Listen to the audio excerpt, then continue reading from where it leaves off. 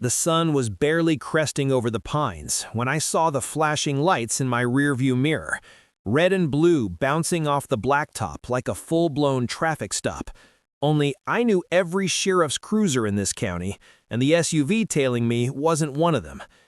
I eased my pickup onto the shoulder, tires crunching gravel.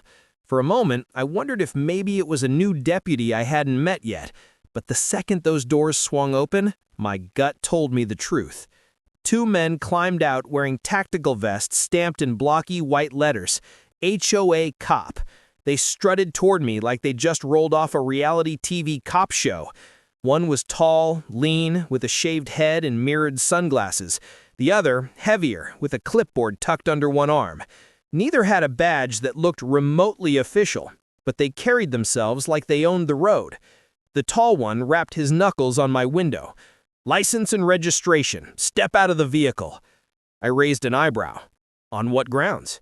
"You're in violation of multiple HOA ordinances," he said flatly. "This is an official compliance stop." I almost laughed.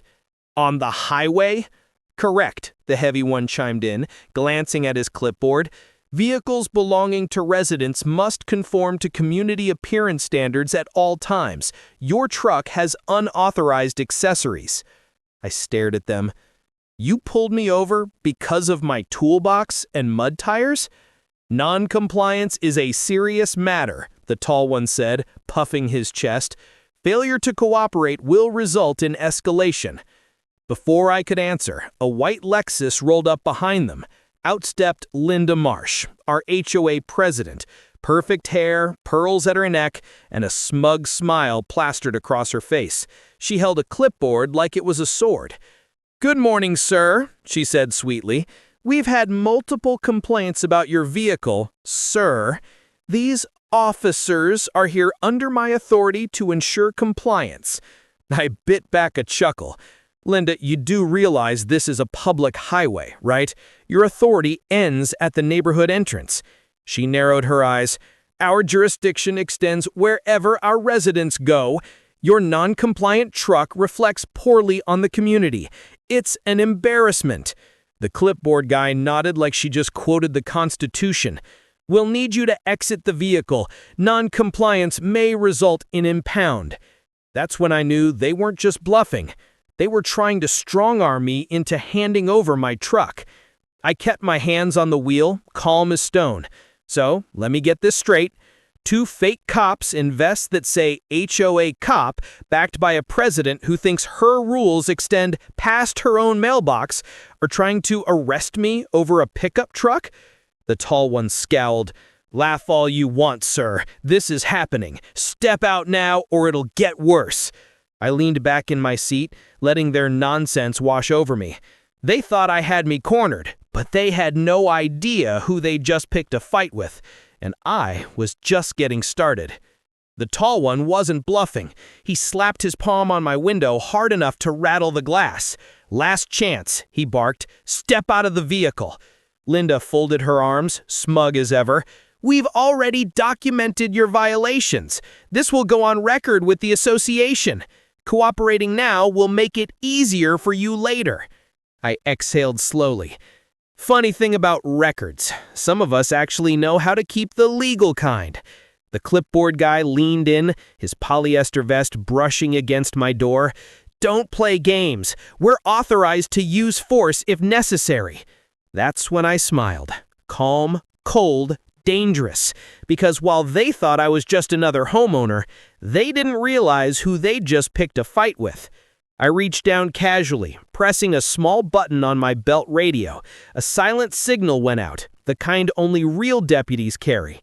Within seconds, the cavalry would be coming, but I wasn't about to sit and wait. I pushed the door open, forcing the clipboard guy to stumble back. I stepped out slowly, boots crunching gravel, arms crossed over my chest. "You boys sure want to go through with this?" I asked evenly. The tall one squared up, fumbling for a pair of knockoff handcuffs dangling from his belt. "Turn around, hands behind your back, now." Before I could even answer, a sound cut through the morning air, the wail of sirens growing louder every second. The fake cops froze, their bravado cracking for the first time. Linda's smug smile faltered just a hair. Two sheriff's cruisers roared up, lights blazing, dust swirling around us as they skidded to a stop. My deputy stepped out, hands resting casually on their duty belts. "Boss," Deputy Morales said, eyes flicking from me to the two imposters, "want to explain why these clowns have you pulled over on the side of the highway?" I tilted my head toward the pair. "They call themselves HOA cops. Claimed they were arresting me for a mailbox violation. Said my truck was embarrassing the neighborhood." Morales raised an eyebrow, fighting a smirk. "On a state highway?" The clipboard guy sputtered. We were enforcing community standards." The tall one jabbed a finger at me. "He refused a lawful order." "That's obstruction." Morales didn't even hide his laugh. "Lawful order, buddy? You're wearing a vest you bought off the internet. That's impersonating law enforcement." Linda tried to step in, clipboard clutched to her chest. "This is a misunderstanding. They're authorized by the HOA board." "Ma'am," Morales cut her off, voice sharp, "the HOA has no jurisdiction outside its own lots, and it sure as hell doesn't get to run traffic stops." The two fake cops looked at each other, their confidence evaporating. The handcuffs that once dangled like weapons now looked more like cheap toys. I stepped closer, staring them down. "You thought you could strong-arm me, but you picked the wrong man. You tried to impersonate the law, while the real sheriff was behind the wheel." The cruiser's lights bathed them in red and blue, a fitting preview of where they'd be heading next. And for the first time that morning, Linda's smug grin disappeared completely. The flashing lights were still bouncing off the highway when Morales pulled the fake badge from the tall man's vest and held it up to the sun. "This," he said flatly, "wouldn't pass for a Halloween prop." The imposter stammered. "We were authorized by the HOA." "Save it," Morales snapped. "You're under arrest for impersonating law enforcement, unlawful detention, and attempted coercion." He clicked real cuffs on the man's wrists, while the clipboard guy shrank back, his face pale. Linda screeched, "You can't do this! The HOA backs them fully!" I turned to her, calm as ever. "Linda, the HOA doesn't outrank state law. And since your name's all over those clipboards and complaint letters, you'll be facing charges too: harassment, attempted fraud, and conspiracy." Her mouth opened and closed like a fish gasping on a dock. For the first time, she had no script, no smug comebacks. Within minutes, both fake cops were stuffed in real cruisers, their polyester vests crumpled in evidence bags. Linda was cited on the spot, her precious clipboard confiscated. But it didn't end there. The prosecutor's office moved fast once Morales and I handed over the evidence. Dozens of neighbors came forward with stories, threats of fake compliance centers, fraudulent fines, even intimidation tactics. What started as my traffic stop turned into a full-blown investigation. 2 weeks later, I sat in the front row of the county courthouse, arms crossed, while the charges were read out loud. Impersonating a peace officer, fraud, attempted unlawful restraint, conspiracy. The tall man's face was beet red. The clipboard guy hung his head, sweat dripping onto the table. Linda sat rigid, clutching her purse like it could protect her. The judge didn't flinch. "Bailiffs, take them into custody." Gasps rippled through the courtroom. A few of my neighbors clapped quietly.